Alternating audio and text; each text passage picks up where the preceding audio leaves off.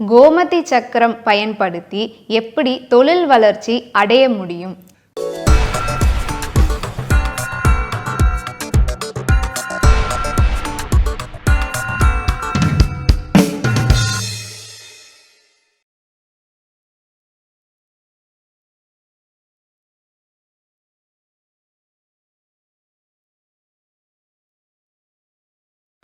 வணக்கம் சார். வணக்கம். கோமதி சக்கரம் பயன்படுத்தி எப்படி தொழில் வளர்ச்சி அடைய முடியும்? மனிதர்களுக்கு வளர்ச்சி என்பது மிகவும் முக்கியமான ஒரு விஷயம். ஒரு ப்ரைவேட் கம்பெனியில் ஒர்க் பண்ணுறீங்கன்னா அதில் ஒரு உயர்ந்த நிலை வரணும். ஒரு கிளர்க்காக இருக்கீங்கன்னா ஹெட் கிளர்க்கு, அதுக்கப்புறம் மேனேஜர், அதுக்கப்புறம் ஜிஎம், அப்படி போவாங்க. அதுக்கப்புறம் பார்த்திங்கன்னா கவர்மெண்ட்டில் இருக்கிறாங்கன்னா அதே மாதிரி ஹெட் கிளர்க்கு, அதுக்கப்புறம் ஜென்ரல் மேனேஜரு, ஜிஎம் லெவலில் அப்படி வளர்ச்சி.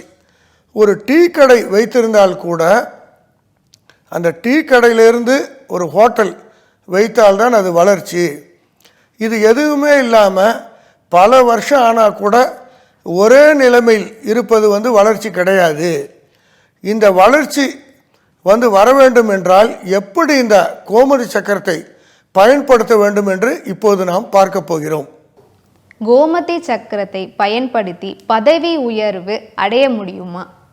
நாங்கள் 24 கோமதி சக்கரம் கொடுக்குறோம். இதில் பார்த்தீங்கன்னா 11 கோமதி சக்கரத்தை நீங்கள் எடுத்துக்கொண்டு ஒரு மஞ்சள் துணியில் அந்த 11 கோமதி சக்கரத்தை வைத்து நீங்கள் என்ன பண்ணணும்னா ஒரு சிவன் கோயிலுக்கு செல்ல வேண்டும். அங்கே போயிட்டு அந்த 11 கோமதி சக்கரத்தையும் நீங்கள் அந்த உண்டியலில் போட்டுடலாம். அப்படி உண்டியலில் போடவில்லை என்றால் அங்கே இருக்கும் குருக்கள், அதாவது பூஜை செய்கிறாங்க இல்லையா, அந்த பூசாரியிடம் அந்த 11 கோமதி சக்கரம் கட்டி அந்த மஞ்சள் துணியோடு கொடுக்க வேண்டும்.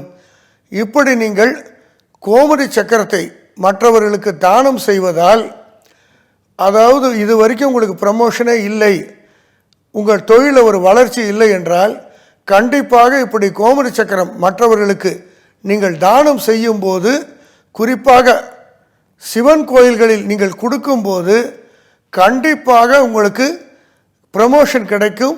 அதே மாதிரி தொழிலில் ஒரு வளர்ச்சி இருக்கும்.